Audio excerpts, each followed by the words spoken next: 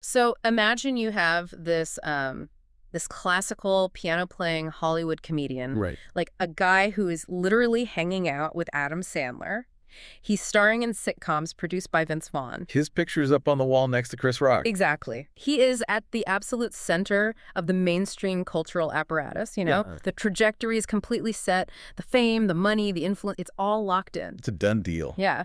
And then this massive catastrophic rupture happens. He is ousted from that mainstream, just entirely unpersoned in the entertainment industry. Overnight, basically. Overnight. And where does he end up? He ends up chopping wood and milking cows on a farm in Idaho. Yeah, building what he actually calls an Amish classroom for his kids. It's wild. Welcome, everyone. If you are a learner who, loves pulling apart complex, messy, fascinating stories, you are in the right place today. Definitely. Because our mission for this deep dive is to unpack this highly unconventional, deeply philosophical, and frankly, incredibly provocative life story. We've been going through this massive interview transcript. It is a dense transcript. So dense. And the subject is Owen Benjamin. But before we go any further, we really have to lay down the absolute parameters for this conversation. Yes, very important. Because the source material we are examining today contains highly politically charged viewpoints.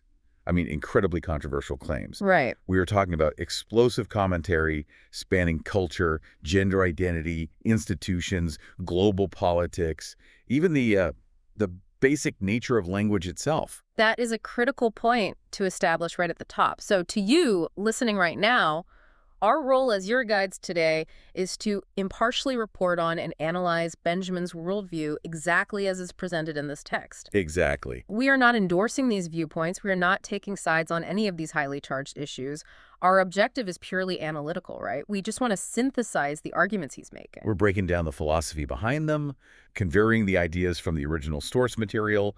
We are the guides to the text, nothing more. Nothing more, nothing less. And man, the text gives us a lot to navigate. It really does. I mean, we're going to examine his whole philosophy of comedy, which he views as this critical pressure relief valve for society. Right. And then we'll break down the anatomy of his cancellation, like when the cultural zeitgeist just violently shifted beneath his feet.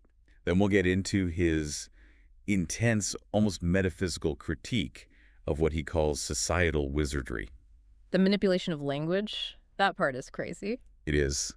And finally, we'll unpack his ultimate transition into an honor culture grounded in, manual labor, duty, and fatherhood. So let's start with his origins, because they completely defy the standard comedian trope. Yeah, they really do. We are so used to that tragic clown narrative, right? The comedian who gets on stage to